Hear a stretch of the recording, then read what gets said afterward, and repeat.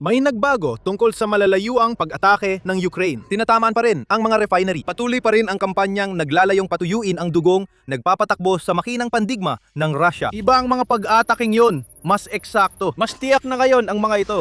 Dahil tinatarget ng Ukraine, hindi na ang mga refinery, kundi ang mahahalagang makinarya at bahagi na mahirap at minsang imposibleng palitan ng Russia. Matalinong hakbang ito ng Ukraine. Hindi ito nagawa ng Ukraine mag-isa. May tinatagal ang Ukraine na hindi mapapalitan mula sa Russia sa tulong ng dalawang bansa, Pransya at Estados Unidos. Ang koneksyon ng Pransya at Amerika ang nagbigay sa Ukraine ng sunod-sunod na gabay kung paano gipitin ang Russia. At patuloy itong ginagawa ng Ukraine. Nakasalalay lahat sa refinery attacks. Pero kung alam mo ang diskarte sa malalayuang pag-atake ng Ukraine, di na bago ang ganitong pag-atake ngayong 2026. Sa katunayan, ang 2025 ang naging taon ng pagsikat ng estratehiyang ito. Paulit-ulit at matinding inatake ng Ukraine ang langis ng Russia. Sa katapusan ng taon, marami ng pinsala. Tinarget ng Ukraine ang higit kalahati ng kapasidad ng pagdadalisay ng Russia. Isinagagawa ang mga pag-atake sa 21 sa 38 pinakamalalaking refinery ng Russia mula Enero 2025 hanggang sa simula ng Oktubre ng parehong taon. Malaki ang itinaas ang mga matagumpay na pag-atake. Tumaas ng 48% ang mga drone ng Ukraine na tumama sa target noong 2025 kumpara sa 2024. Napahinturin ng Ukraine ang operasyon ng halos 20 refinery ng Russia sa isang panahon. At sa dulo ng taon, iniulat na umabot sa mahigit $13 billion ang pinsala nito sa sektor ng langis ng Russia. Maganda ang estratehiya, pero malayo pa ito sa perpekto. May problema pa rin ang Ukraine at ito ay dahil sa malawakang pag-atake nila sa mga refinery. Noong 2025, kaya na ng Ukraine lampasan ng depensang panghimpapawid ng Russia at tamaan ang anumang bahagi ng refinery. Layunin ang magsimula ng sunog, kaya ang malalaking imbakan ng langis sa mga refinery ang pangunahing target ng Ukraine. Isang tama ng drone, puputok na ang imbakan ng langis na maaaring magdulot ng sunog sa paligid. Muli, gumana ito. Napasara ang mga refinery habang inaapula ang apoy at sinimulan ang pagkukumpune. Ilang beses pang sunod-sunod na tinatamaan ng Ukraine ang mga refinery para mas matagal silang hindi gumana. Pero patuloy pa ring nakakabawi ang mga refinery. Pag napapatay ang apoy, madali na lang palitan ng storage tank at gusali. May kailangang baguhin. Dapat mas eksakto na ang Ukraine sa pag-atake nila. Malaking balita ang sunog sa refinerya. Ngunit sa paglipat mula 2025 tungo sa 2026 binago ng Ukraine ang kanilang mga layunin. Bonus lang ang sunog.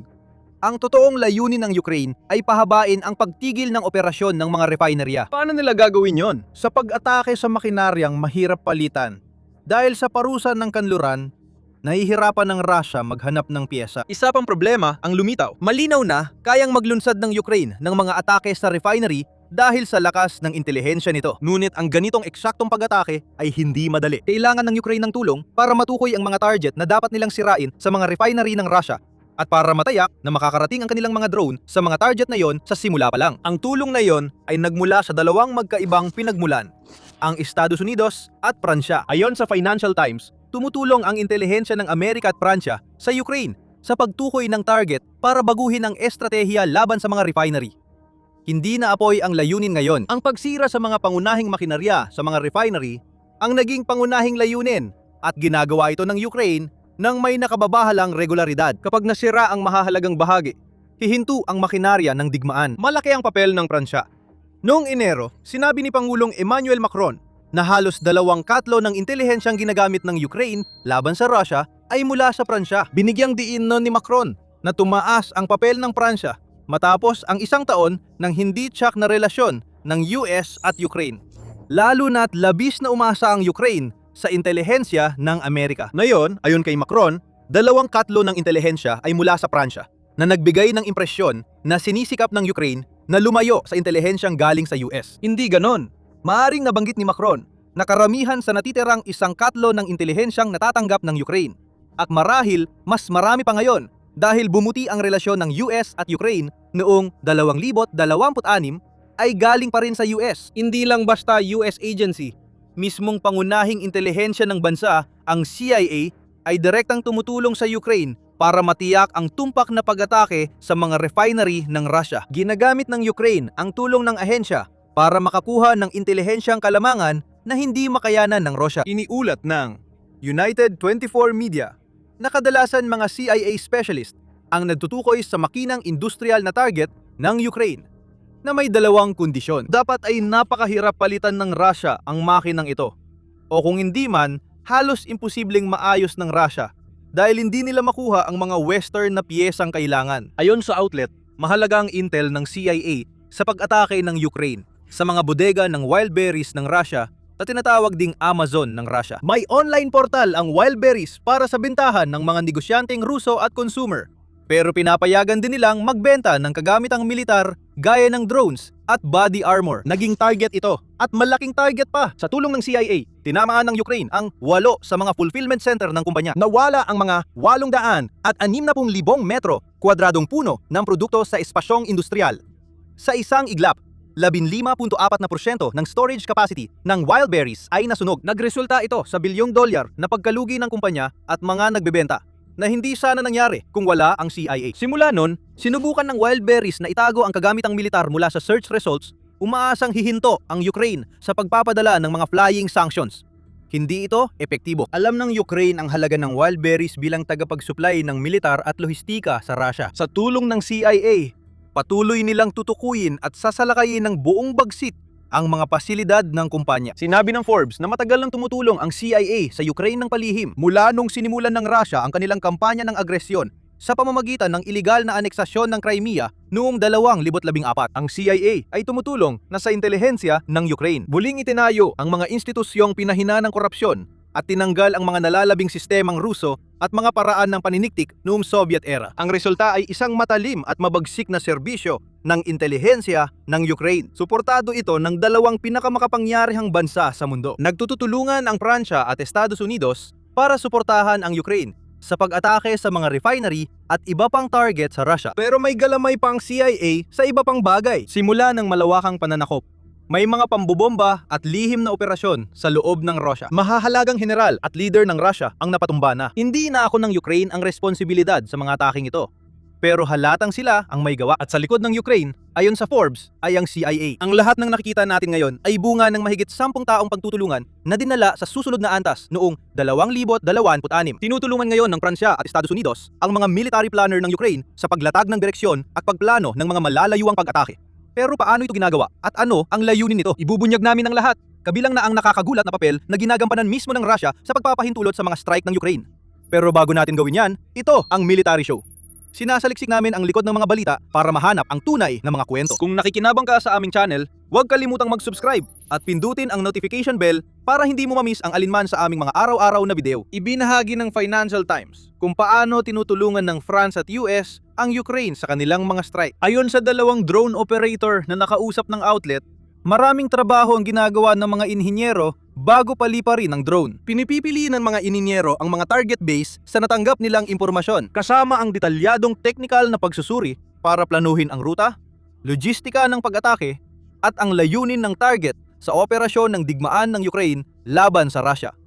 Kapag natapos na ang mga ito, binibigyan ng briefing ng mga inhinyero ang mga unit ng drone ng Ukraine. Dito papasok ang mga energy expert na magtatakda kung aling bahagi ang dapat tamaan ng Ukrainian operators, lalo na kung alin ang matagal bago maayos o mapalitan ng Russia. Gaya ng sinabi ng isa sa mga operator, sasabihin ng mga eksperto na ito sa mga espesyalista ng drone ng Ukraine na tamaan ng mga pipeline dito o ang chimneyang ito, tamaan dito sa bahaging ito, o ang bahagi ng koneksyon ng kagamitan o ang kahon na ito at iba pa. Hindi pinapabayaan ang mga dipo at unit ng imbakan ng langis, pero pangalawa na lang sila sa pangmalayo ang pagpaplano ng Ukraine. Gayunpaman, hindi lang isang target ang nasa isip sa pagpaplano ng mga misyong ito.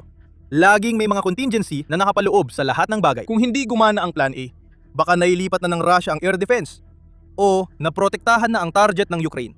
Kaya may nakahandang plan B, C at iba pa. Ilang layunin ang isinasama sa bawat misyon para siguradong sulit ang mahabang biyahe ng mga drone ng Ukraine at may mapapala sila. Kung hindi maabot ng operator ang pangunahing target, lilipat sila sa mga paunang napiling sekundaryo o tersyaryong target. Walang pag-abandono sa strike dito. Puro contingency lang na pinapatong para siguradong may pinsala. Hindi rin inisip ng Ukraine na isang beses lang sapat na sa long-range strike. Ganun na rin ang nangyayari noong mga nakaraang taon.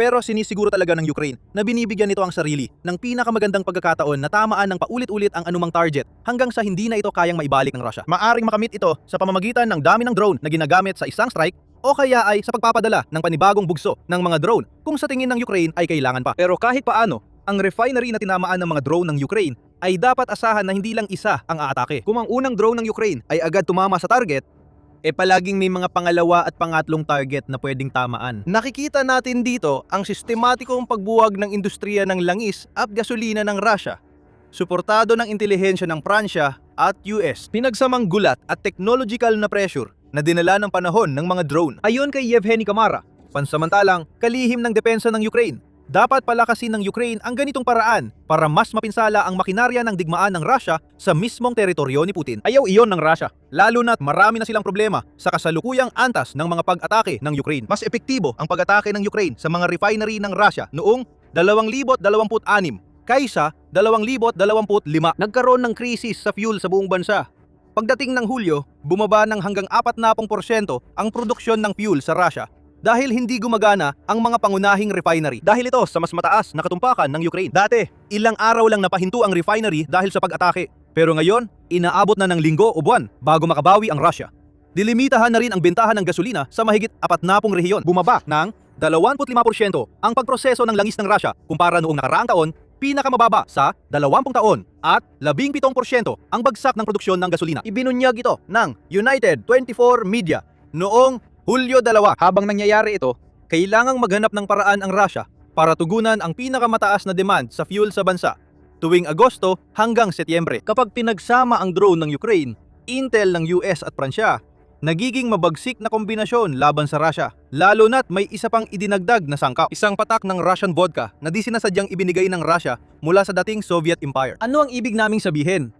Ganito, kapag tinatalakay ang mga pag-atake ng Ukraine, sabi ni Andriy Zagorodnyuk, dating Defense Minister at tagapangulo ng Center for Defense Strategies sa Kiev, tinuturing naming isang sistema ang Russia. Ang pag-unawan sa sistema ay tumutulong matukoy ang critical na bahagi na may malaking epekto. Gulatin ng sistema sa pamamagitan ng pag-aalis ng puso at utak nito at babagsak ang katawan. Higit pa sa intelihensyang kanluranin, alam ng Ukraina kung paano maghatid ng mga dagok na ito dahil mismo sa Rusya. Pareho ang energy systems ng Rusya at Ukraina dahil parehong gawa sa Soviet-era designs na ginagamit pa rin sa Ukraina. Dahil dito, alam ng Ukraina ang mga prosesong industrial at kahinaan ng mga refinery ng Rusya, pati ang mahahalagang kahinaang operasyonal at pagkakaayos ng mga kagamitan ng mga ito. Kailangan lang tingnan ng Ukraina ang sarili itong infrastruktura ng enerhiya para malaman kung saan ito dapat umatake sa loob ng Rusya, kung aling mga node ang kailangang patayin o alisin sa linya. At kapag nakisangkot ang US at Pransya para tukuyin hindi lang kung saan, kundi kung ano ang tatamaan. Nauwi ang Rusya sa kahiyahiyang posisyon bilang arkitekto ng sarili nitong pagbagsak, bunga ng pagtatayo ng Imperyong Soviet